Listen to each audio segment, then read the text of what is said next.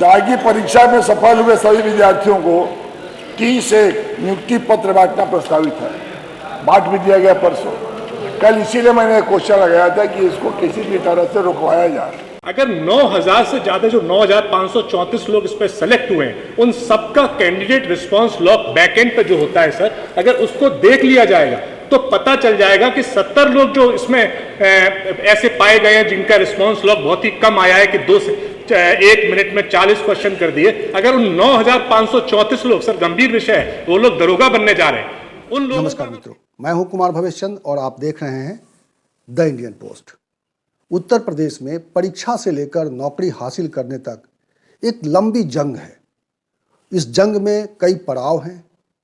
परीक्षा दो, परीक्षा रद्द भी हो सकती है, परीक्षा के पेपर लीक भी हो सकते हैं, परीक्षा हो जाए तो मामला कोर्ट में भी जा सकता है, और अगर मामला कोर्ट में जाएगा तो हो सकता है कि पूरी परीक्षा कैंसिल हो जाएगी और दोबारा परीक्षा होगी और तब जाकर आपको नौकरी मिलेगी। ये एक लंबा सिलसिला है और उत्तर प्रदेश में यह सिलसिला थम नहीं रहा है। और आज तो दिलचस्प मामला विधानसभा में आया। विधानसभा में जो मामला उठा उसके तहत दरोगा भर्ती परीक्षा की ये पूरी प्रक्रिया पार हो जाने के बाद दरोगाओं की नियुक्ति पत्र बांटे जा चुके हैं। अब वो लोग ज्वाइन करने वाले हैं। लेकिन उससे पहले विधानसभा के अंदर उन सभी नियुक्ति को रद्द करने की मांग उठी। सवाल ये उठाया गया कि चूंकि पूरी प्रक्रिया में पारदर्शिता नहीं अपनाई गई और इसमें शंका है, विपक्ष ने ये आशंका जताई है कि इसमें धांधली हुई है। हालांकि ये एक सच्चाई है कि इस पूरी प्रक्रिया के दरमियान जो गड़बड़ियां हुई उसमें ढेर सारे लोग पकड़े गए, ढेर सारे लोग जेल की हवा खा रहे हैं और ये मामला चल रहा है। और इस पूरे अगर घटनाक्रम को अगर समझना चाहेंगे तो सवाल तो उठता है कि अगर पूरी प्रक्रिया पारदर्शी नहीं होगी, पूरी प्रक्रिया विश्वसनीय नहीं होगी तो इस तरह के सवाल उठेंगे। और अगर इस तरह के सवाल उठेंगे तो सिर्फ सफाई दे देने से काम नहीं चलेगा। और जिस तरह के सवाल विपक्ष ने उठाए हैं वो सवाल वाजिब भी हैं। सबसे बड़ा सवाल ये है कि इस तरह की परीक्षा कराने के लिए जिस एजेंसी को नियुक्त किया गया था उसकी प्रामाणिकता क्या है, उसकी विश्वसनीयता क्या है। क्योंकि आरोप ये लगा कि इसी एजेंसी को मध्य प्रदेश और उत्तराखंड की हाई कोर्ट ने इसको ब्लैक लिस्टेड करार दिया है। विधानसभा के अंदर संसदीय कार्य मंत्री ने ये कहा कि जिस समय उनको ये टास्क दिया गया था, यानी उस एजेंसी को जो टास्क दिया गया था, तब वो ब्लैक लिस्टेड नहीं थे। ये उन्होंने माना है, फ्लोर ऑफ द हाउस ये उन्होंने कहा है। लेकिन अब उस पूरी प्रक्रिया को पार करने के बाद नियुक्तियां हो चुकी हैं, वो लोग ज्वाइन करने वाले हैं और मामला 2, 4, 10 लोगों का नहीं है, पूरे 9534 पदों पर बहाली का है। इनमें से जो 9534 पदों की बात हो रही है, इसमें से 484 पद तो प्लाटून कमांडर के थे और 23 पद थे पीएस एंड फायर ऑफिसर के। तो इन सब को लेकर एक शंका व्यक्त की गई और कहा यह गया कि उस समय जब ये विवाद शुरू हुआ था और उस विवाद के बाद गिरफ्तारियां हुई थी, उस विवाद के बाद बहुत सारी एफआईआर दर्ज किए गए थे और बहुत सारे लोगों को करीब इसमें से ये बताया गया, इसके अंदर आप देखेंगे वीडियो में कि कितनी बड़ी संख्या में लोगों को जेल भेजा गया और इसमें 15 लाख एक कैंडिडेट को पास कराने के लिए 15 लाख रुपए का भुगतान किया गया, ऐसी जानकारी भी आई। तो इस तरह के सवालों से गुजरकर ये परीक्षा हुई है और इसीलिए आज विधानसभा के अंदर विपक्ष ने इसको लेकर सवाल उठाया। और इस पूरे अगर आप वीडियो को देखेंगे तो समझ पाएंगे कि किस तरह के सवाल विपक्ष उठा रहा है और किस तरह के जवाब सत्ता पक्ष की ओर से, सरकार की ओर से आ रहे हैं। और ये ठीक है कि परीक्षा हो गई और नियुक्तियां भी हो चुकी हैं और सब ये लोग ज्वाइन करने वाले हैं, लेकिन कई सवाल ऐसे होते हैं जो मन में शंका छोड़कर जाते हैं। और इस नियुक्ति को लेकर जो विपक्ष ने शंकाएं जताई हैं वो निर्मूल नहीं है, वो बिल्कुल उस तरह का आधारहीन नहीं है। और इसीलिए ये वीडियो आप देखिए और आप खुद तय कीजिए कि उत्तर प्रदेश में कब इस तरह की पारदर्शी व्यवस्था बहाल होगी, जब इस तरह के सवाल नहीं उठाए जा सकेंगे किसी भी स्तर पर, परीक्षा होने के दरमियान, परीक्षा हो जाने के बाद और परीक्षा के नतीजे आ जाने के बाद। माननीय अध्यक्ष जी, जब से ये सरकार आई है 17 से अब तक जितनी भी परीक्षाएं कराई है, उस परीक्षाओं का जो रिजल्ट आना है उसमें करीब 85% ऐसे शब्द आए हैं, या तो परीक्षा निरस्त हुआ है, या तो पर्चा आउट हुआ है, या कोई न कोई समस्या को लेकर वो परीक्षा पूर्ण नहीं हो सकी। उसी संदर्भ में माननीय अध्यक्ष जी, आपके माध्यम से उत्तर प्रदेश पुलिस भर्ती और पदोन्नति बोर्ड लखनऊ, इसमें दरोगा की भर्ती की प्रक्रिया चालू हुई और उसमें ऐसी एजेंसी को दी गई है जो एजेंसी को उत्तरांचल और मध्य प्रदेश में हाई कोर्ट ने यह कहकर निरस्त कर दिया है, ये बैन लगा है, प्रतिबंधित है, इसलिए इनके द्वारा कोई भी नियुक्ति की प्रक्रिया नहीं की जाएगी। और उसी प्रक्रिया के बाद माननीय अध्यक्ष जी, उसमें FIR दर्ज हुआ और एक जगह नहीं FIR दर्ज हुआ, आगरा से लगाए, लखनऊ से लगाए, करीब करीब 5-6 जगह और ऐसे ऐसे लोग गिरफ्तार हुए हैं माननीय अध्यक्ष जी, जो आज इसमें एक सज्जन ने तो यहाँ तक कहा है कि मैं ये मेरे बोर्ड से परीक्षा दे के मेरी कोचिंग में पास किया है अंकित भाटी, जिसमें 3500 विद्यार्थी छात्र स्वयं दरोगा की भर्ती हुई हैं, और उसमें ऐसे ऐसे घटना हुई है कि 2 मिनट में आपको बताऊं कि एक ऐसी परीक्षा जो 4 मिनट 32 सेकंड में 40 प्रश्नों में 29 प्रश्नों को सही उत्तर पाए 2 मिनट में, और वो गिरफ्तार हुए हैं। और यहाँ तक नहीं, उन्होंने यहाँ तक कहा है कि मैं फला व्यक्ति को, उसमें नाम भी मेंशन है, कि फला व्यक्ति को 15 लाख रुपया चेक के माध्यम से और व्यक्तिगत माध्यम से मैं देने का काम किया हूँ। यही नहीं, उसमें आगरा में जो अजय चौहान 15 लाख रुपये का रकम भुगतान, उसमें पैसा पकड़ा भी गया। और इसके बाद कल जो बात हो रही थी माननीय अध्यक्ष जी, उसमें ये आपने कहा कि ये तो 2020-21 की है, लेकिन नियुक्ति पत्र परसों से देने की प्रक्रिया शुरू हुई है। तो मैं ये बताना चाहता हूँ कि जो इतनी बड़ी बगलिंग हुई हो, एक क्वेश्चन में आप 59 सेकेंड में 60 प्रश्न हो गए, ये पूरा का पूरा रेकरिंग। और ऐसे हुआ है, यदि वो रिजल्ट पहले पता कर दिया जाता, ये जितनी पेपर सॉल्व हुआ है उनका प्रश्न मिल गया होता उत्तर, तो हमें नहीं लगता कि इस नियुक्ति का पत्र आवंटन करने की बात होती।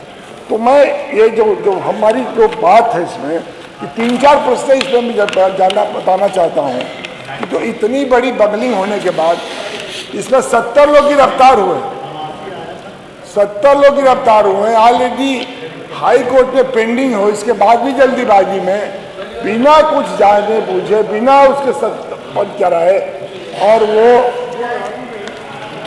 ज्वाइनिंग लेटर दिया जा रहा है। तो ये कहीं न कहीं से माननीय अध्यक्ष जी, यह नियुक्ति अपने आप में अवैध है, इसका कोई औचित्य नहीं बनता है।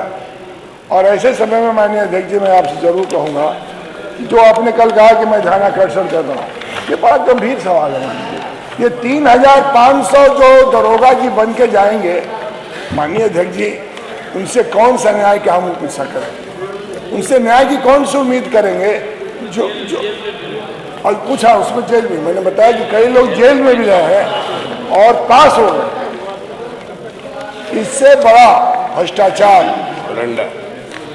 वो भी कानून व्यवस्था से जुड़ा हुआ हो, वो भी जो थाना का इलाके का थाना इंचार्ज बनेगा, उससे माननीय अध्यक्ष जी। और ये एक तो नहीं है, मैं आपके पटल पर रख दे रहा हूँ, आप दिखवा लें और जांच करा लें माननीय जी। मैं आपसे कह रहा हूँ कि यह गुहार और कहाँ से किया जाए, इस पर कहाँ विचार किया जाए, जिसमें एक तो नहीं है। एक क्वेश्चन तो ऐसे किया गया है 4 मिनट में 48 प्रश्न हल किए गए और 100 के 100 जो हल है सब पास है। तो मेरा आपसे ये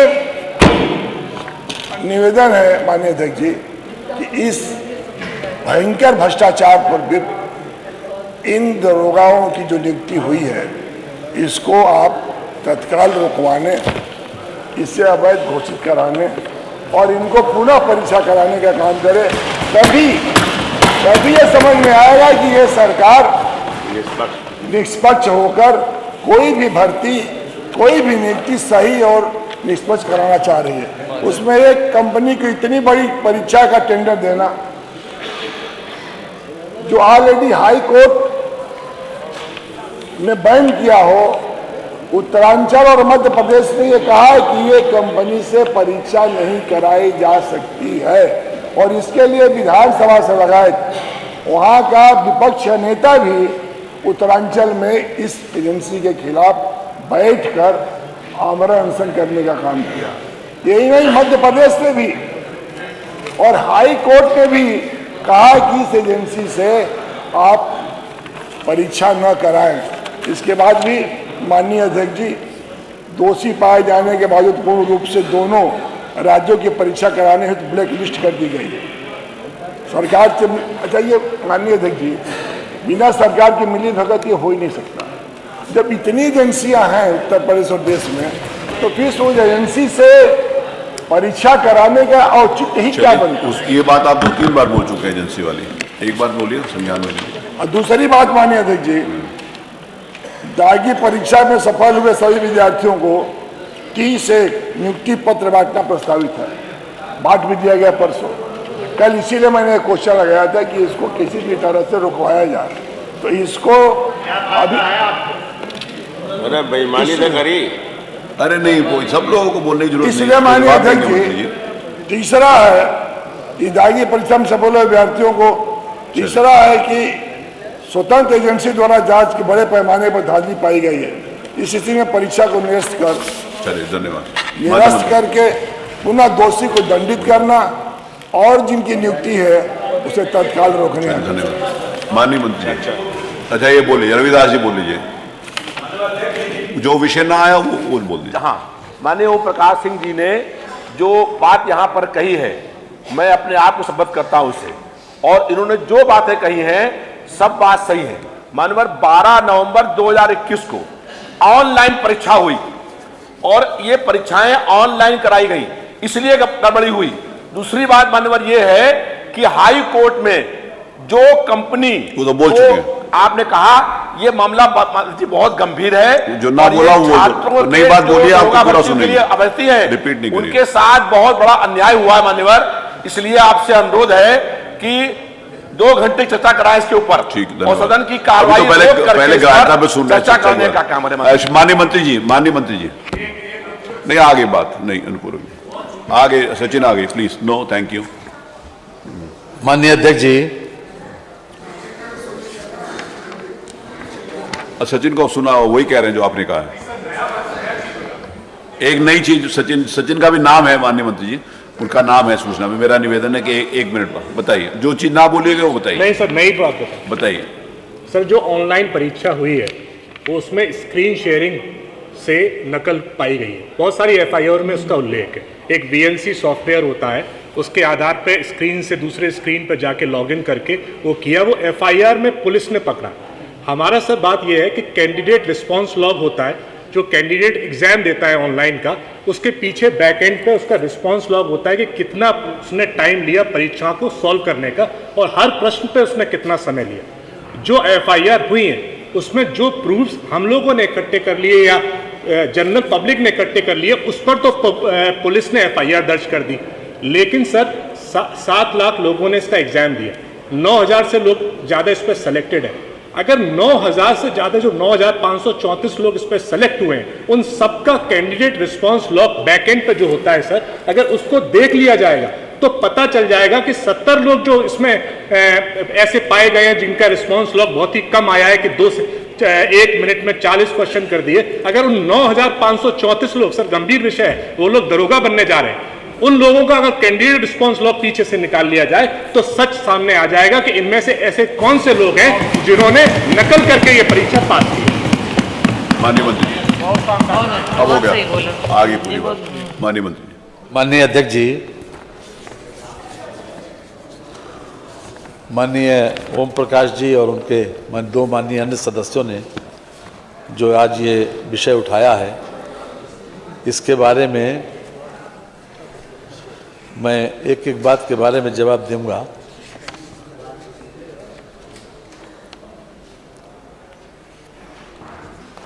जो मान्यवर एजेंसी के चयन की प्रक्रिया है उसको पूरी तरीके से पालन किया गया। 2020-21 में ऑनलाइन लिखित परीक्षा भारत सरकार के उपक्रम नेशनल स्टॉक एक्सचेंज के सहयोगी संगठन NSEIT द्वारा संपन्न कराई गई है। मानवर ये संस्था ब्लैक लिस्टेड नहीं है। जिस वक्त इसको पूरी प्रक्रिया पालन करके ही इसमें 3 बार टेंडर हुआ और 3 बार टेंडर होने के बाद 2 कंपनियों ने अपने अप्लाई किया और इनका चूँकि न्यूनतम आधार के ऊपर इनका चयन किया गया। यानी कहने का तात्पर्य यह है कि पूरी प्रक्रिया जो इसमें पालन की जानी चाहिए थी उसका पालन किया गया और ये कंपनी जब ये चयन किया गया तब ये कंपनी ब्लैक लिस्टेड नहीं थी। साथ ही साथ मान्यवर ये निश्चित रूप से ये बड़ी संस्था है और ऑनलाइन परीक्षा इसमें कराई गई। ये परीक्षा में 12 लाख से अधिक अभ्यर्थियों द्वारा आवेदन किया गया था। 8 लाख से अधिक अभ्यर्थियों द्वारा परीक्षा में भाग लिया गया था। यह परीक्षा 18 दिनों में 54 पालियों में आयोजित की गई। प्रत्येक स्तर पर उपयुक्त अभ्यर्थी की पहचान सुनिश्चित करने हेतु बायोमेट्रिक मैचिंग का प्रयोग भी किया गया। यानी जितनी सावधानी बरतनी चाहिए थी और जो कुछ भी इसमें आवश्यकता थी उसका मान्यवर पूरा पालन किया गया। इसके बाद जो आप बता रहे हैं कि तकनीकी विश्लेषण से अनुचित साधनों का प्रयोग करने वाले 350 अभ्यर्थियों को चिन्हित किया गया, जिसमें से 161 अभ्यर्थी स्वयं परीक्षा के अगले चरण में अनुपस्थित होने के कारण चयन प्रक्रिया से बाहर हो गए। चयन प्रक्रिया में 189 अभ्यर्थियों को डिलिस्ट किया गया। 169 अभ्यर्थियों को उत्तर प्रदेश पुलिस भर्ती एवं प्रोन्नति बोर्ड द्वारा अभियोग पंजीकृत कर जेल भेजा गया। एक तरफ तो मान्यवर कह रहे हैं कि अनियमितता हुई और अनियमितता 169 FIR हुई, 169 लोगों को जेल भेजा गया। अब मान्यवर जब सरकार स्वयं इसमें इस प्रकार की स्थिति आई कि अगर कहीं पर भी अनियमितता पाई, हम बार बार यही कहते हैं कि अगर किसी प्रकार की कहीं अनियमितता पाई गई तो उसमें कार्रवाई जरूर हुई और अगर किसी प्रकार की कोई जो मिलीभगत की बात करते हैं, ऐसा कम से कम इतना जिम्मेदार सदस्य को इस प्रकार की भाषा बोलनी नहीं चाहिए कि मिलीभगत की गई। बहरहाल सरकार ने पूरी इस मामले में सावधानी बरती है और जिन 169 लोग मान्यवर जेल गए हैं जिनके ऊपर ये आरोप था कि उन्होंने किसी प्रकार की गड़बड़ी की है मान्यवर, और पूरी अब बीच में नहीं बोलते। अरे आज बात बीच हमने तो रविदास जी, अरे माननीय मंत्री जी आपको खड़े होने की इजाजत नहीं है। ना इनका लिखा भी नहीं जाएगा और नहीं रविदास मल्होत्रा जी का कुछ नहीं लिखा जाएगा। बैठिए, बीच में आप नहीं खड़े हुए, बीच में नहीं खड़े। हमने तो इनकी तीनों वैसे सामान्य इतिहास ग्राह्यता पर 1 ही 2 लोग बोलते, 3 लोग बोले और उसके बाद हमने तो 20 मिनट से रविदास मल्होत्रा है सर, मैंने उठा दिया। इसमें मान्यवर जितने बिंदु आपने उठाए उन सब का मैंने मान्यवर जवाब दिया। हाँ, एक बात और है, खास तौर से इसमें जो लोग हाई कोर्ट गए थे उन हाई कोर्ट में जो रिटें दाखिल की गई थी, मेरी सूचना के हिसाब से उन रिटों को डिसमिस कर दिया जा चुका है इस वक्त। इसलिए ये भी जानकारी में हम ले आए। और 2017 के बाद से मान्यवर 22,429 महिलाओं का चयन भी किया गया मान्यवर। कुल मिलाकर जितनी भी सरकार ने सावधानी बरतनी थी उतनी बरती और हर तरह से इस बात की कोशिश की है कि हम पारदर्शी तरीके से लोगों को रोजगार दें मान्यवर। एक सामान्य सा आजकल एक चलन चल गया कि अगर हम किसी भी परीक्षा में सफल नहीं हो पाए तो कहीं ना कहीं परीक्षा वालों को या किसी न किसी संस्था को या किसी न किसी को जिम्मेदार ठहरा दें मान्यवर। तो जो लोग असफल हुए या जिन लोगों का सिलेक्शन नहीं हो पाया अगर वो किसी प्रकार की इस प्रकार की बात करते हैं मान्यवर, तो उसको तो नजरअंदाज किया जाना चाहिए। सरकार ने पूरी पारदर्शिता के साथ परीक्षा कराई और पूरी सावधानी बरती गई। हर स्टेज के ऊपर यानी कि एजेंसी के चयन से लेकर रिजल्ट आउट होने तक हर प्रकार से सावधानी बरती गई। इसलिए मान्यवर मेरा आपसे आग्रह है कि ये नियम 56 में नहीं आता, इसको अग्राह्य किया जाए और ये सरकार पूरी तरह से हर परीक्षा पूरी तरह से मान्यवर हर परीक्षा को पारदर्शी तरीके से कराना चाहती है। जो सही माने में योग्य हो उन्हीं का चयन हो और पूरी सावधानी इसमें बरती गई। इसलिए मान्यवर ये अग्राह्य किया जाए। मैं आपसे इस वीडियो में इतना ही। इसी तरह की चर्चा के साथ, इसी तरह के सवाल के साथ और इसी तरह के विमर्श के साथ मैं आपको मिलूंगा अगले वीडियो में। लेकिन जाते जाते मैं आपसे अनुरोध करूंगा कि अगर आपने हमारा ये चैनल सब्सक्राइब नहीं किया है तो प्लीज़ इसे सब्सक्राइब कर लीजिए और इसका बेल आइकन ज़रूर दबा दीजिएगा, ताकि जब भी कोई नया वीडियो बने तो इसकी जानकारी आपको नोटिफिकेशन के जरिए मिल जाए। शुक्रिया, आपने आखिर तक हमारा ये वीडियो देखा है।